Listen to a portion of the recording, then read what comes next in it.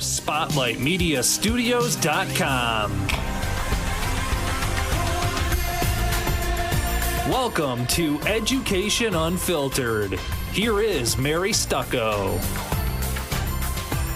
Hello, this is Mary Stucco with Education Unfiltered, where we talk all things higher ed. And today I am joined by Chad Borodychuk, who is the Director of Corporate Training and Continuing Education with the Business and Community Institute. Welcome, Chad. How are you today? I'm doing great. Thank you, Mary. You're very welcome. So tell me, give me an overview of the Business and Community Institute. Well, so we are a part of Lansing Community College. We're part of the Community Education and Workforce Development Division, and we kind of are like the non-credit side of the college. And so where you have students that come into the college to take semester classes, normally what we do is we go out in the community and we partner with business and industry, community organizations, and we focus on corporate training. So really what we do is we tailor education in a sense. We tailor the needs of companies and organizations and give them training for their workforce development needs. And we do all kinds of different unique things. Obviously, corporate training is probably the most readily understood term, but we do things like executive coaching, we do consulting, curriculum development, we can private label, subject matter and things of that nature for companies that want to do their own internal training.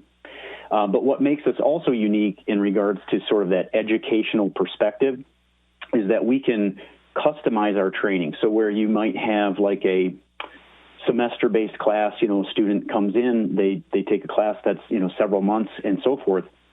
For companies, because they are constantly dealing with, speed to market and production schedules and all these kinds of things, they really need to have their people get a skill set really quick and then be able to apply that. And so we are able to customize education in a way that allows them to focus specifically on the skill their person needs in the company or organization's environment. And we can also accelerate the training. So we can maybe do that same training in a week or two, or sometimes it might be something as short as a day or even a couple hours, depending on what the skill is they need. So that's a brief overview of what we're about anyway. So how do you see that BCI will help companies, especially now, we're kind of looking at maybe training looking a little bit different. How can you help companies who are still working through a difficult time and take them to the next level? Because obviously the need for training doesn't stop.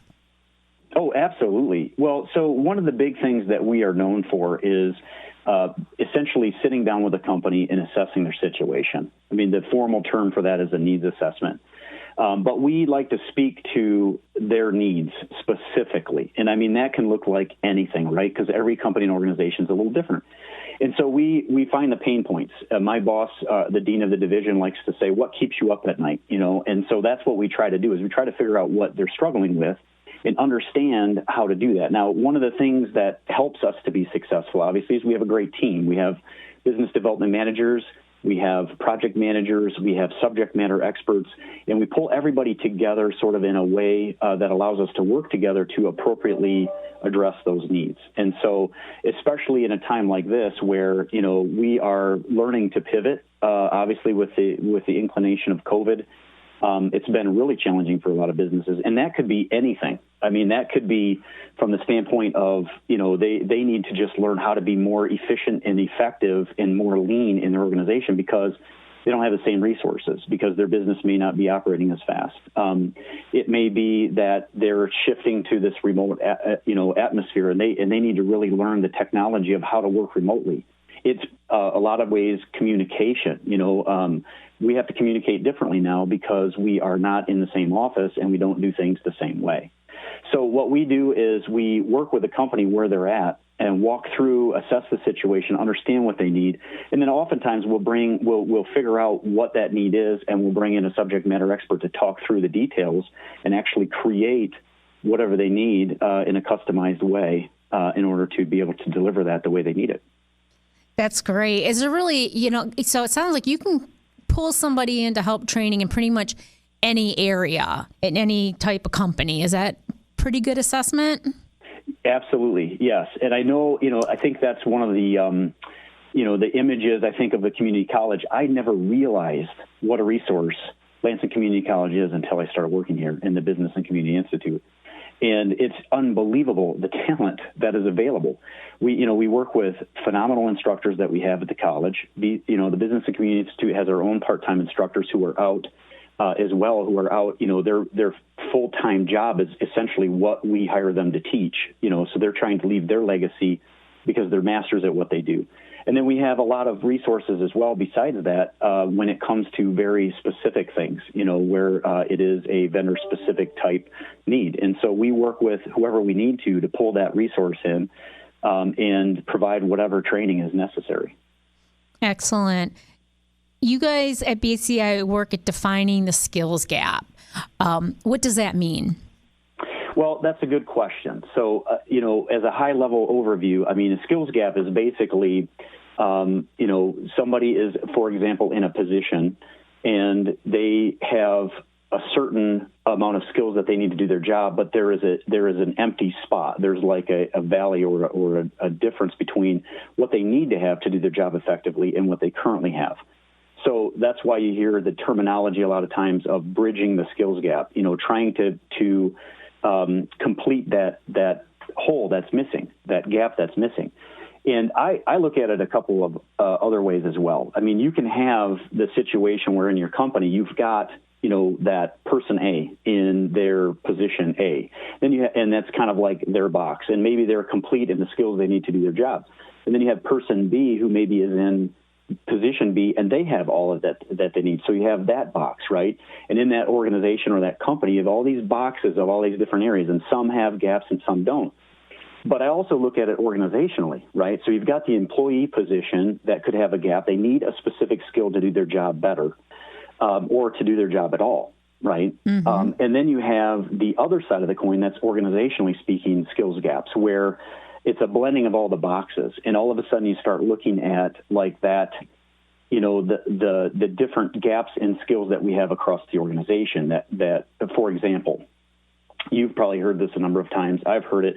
There are studies everywhere, but you don't really need a study because it's just a trend. Is one of the top skills that are issues across the board in many organizations is communication. Mm-hmm. And a lot of times we identify, like if I look at somebody or hey, this person's a great communicator. That person may not be as good of a communicator. And it almost is looked at as that's a part of that person. But really communication is a skill, right? Right. It's a skill across the board. And the reality is that there's a number of different ways, maybe it's leadership communication, like an effective leadership. Maybe it's, hey, I just don't know how to communicate when I need to have a difficult conversation with somebody. Or maybe it's, we're missing each other and I don't know why. And maybe that means that they need some kind of a behavioral type of training, like a behavioral assessment type training, because they're learning, okay, these are different types of behaviors that people have. And the reason I'm missing is because maybe they're more task-focused and I'm more people-focused. And so we don't speak in the same language. So that's just one example of, like, organizationally and what it does for culture and what it does for, the environment. You've got body language, you've got, posturing, you've got, all the different things, tone, tact, timing, all these different things that we talk about. And we, across the board, we can have gaps in people's ability to do certain things, or we just have a complete gap in a skill, a specific hands-on skill, like a trade skill or a skill, maybe I just don't know how to use an Excel spreadsheet. And it's something that the company uses regularly. So it's, from an elementary perspective, there's a lot of things like that. And then it gets deeper and deeper and deeper, all the way down to the point of our organization just doesn't have the skill to be able to effectively look at our processes and, from a quality perspective, know how to reduce waste, like wasted resources and time. So we need help with the skill of being lean, and things of that nature. So it's really a really big subject. Mm-hmm. And we find that the way that we get past this is through training, right? SHRM, I don't know if you're familiar with SHRM, but it's a Society for Human Resource Management. They did a really cool study in 2019. It's a little bit old, but when you look at it, I mean, clearly this type of thing has been trending. Whether the percentages are perfect or not, it's been a trend. And when you look at statistically speaking, they're saying that 75% of HR recruiting efforts believe that the skills shortage that they have believe that the reason they're having difficulty recruiting is because there's a skill shortage among those applicants. So clearly that's the most readily understood example of a skill gap. Somebody who has a lot of great skills, but they don't have the full suite of skills they need or the effective skill they need to have that job. But I just say it's across the, it's across the board. It's organizationally and it's by position. Interesting. Now, what initiatives does the BCI work on to help solve the skills gap? Well, the first and foremost is all of those different areas that we talked about. I mean, it could be, from a standpoint of top leadership, we've done executive coaching to help assess those things, right? There are times when we put together sort of this leadership training, but it goes across organization, and it may be different types for different things. So we may be doing executive coaching. We may be doing emerging leadership for mid-level leaders. There might be excelling as a new manager type training. And then communication and behavioral style and things like that. That's one example, right? And so we come together with customized solutions across the board, an entire training plan for companies. And it might be, hey, there's one skill set that is a specific skill that we're going to train. It might also be that we have a complete package to solve the whole problem because there's more than just that issue. Maybe we're doing quality training. Maybe we're training an organization on lean organizational development, and we have a couple champions that we're going to put through to get certified in lean or something like that so that they can learn how to reduce waste in their organization, which always adds to the bottom line, right? When you can reduce waste. So we do those kinds of things. But the other things that we do are we work with different types of programs and things to help companies also pay for the training. And so there's like the Michigan New Jobs Training Program, which is a very cool program that's kind of a tax incentive. It's for companies that are creating new jobs, basically. And so it's like a net new set of jobs, not necessarily new openings for jobs. And so they are able to actually defer taxes into an account and use that for training for these new positions. And then we're also working with a current one that is a phenomenal fund. It just opened up the application process.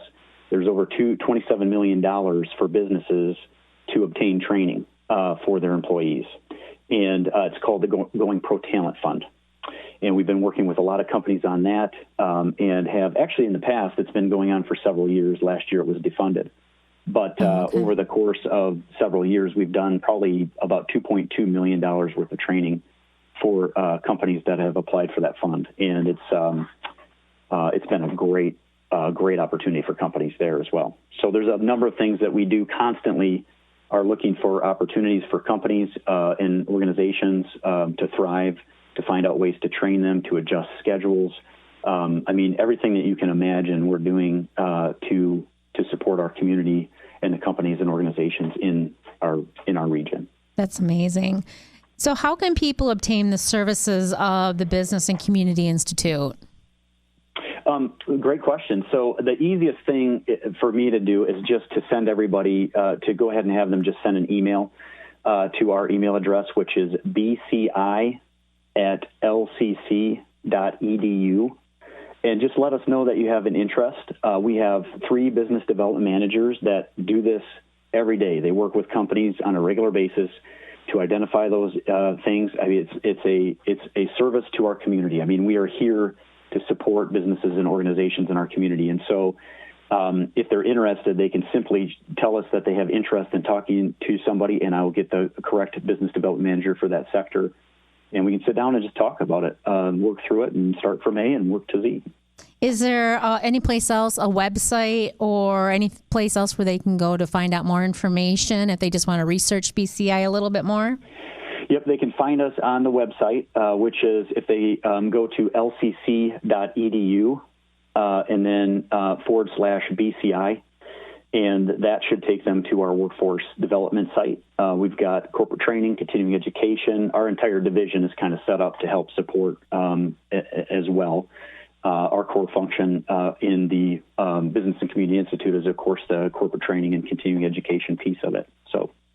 Excellent. And just real quickly, in the next 30 seconds or so, are there any other new trends that you're seeing that people should be on the lookout for? Well, I mean, the obvious, of course, we are pivoting to create a corporate training platform that's online so that we can do a lot more asynchronous training, meaning provide a lot more training to companies that, might be face-to-face, might not be, might share that, but asynchronous just meaning they can get online at any time, do their training as they need. And so we're shifting that way. And as far as trends go, we've done a lot of different webinars and things like that, we are open to anything that companies are going through to help them walk through it. And so that's the best, that's the best thing we can do. The other thing is our organization has done a great job. LCC has done a great job. I'm proud of them for how well they've treated the COVID process in making sure that as we do training, we are pivoting well in order to provide very safe training. We have safety plans. We go through an entire process to create these plans to make sure that all I's are dotted, T's are crossed, and we will come to organizations. We will do online training. We can even have folks at our location, and we do a great job of making sure it's going to be a safe training. So hopefully that answers your question. It does. But we're doing everything we can. So, Great stuff you're doing over there, Chad. Thank you so much for joining us. That was Chad Borodychuk, with the Director of Corporate Training and Continuing Education at BCI through Lansing Community College. This is Mary Stucco with Education Unfiltered. Thank you for joining us.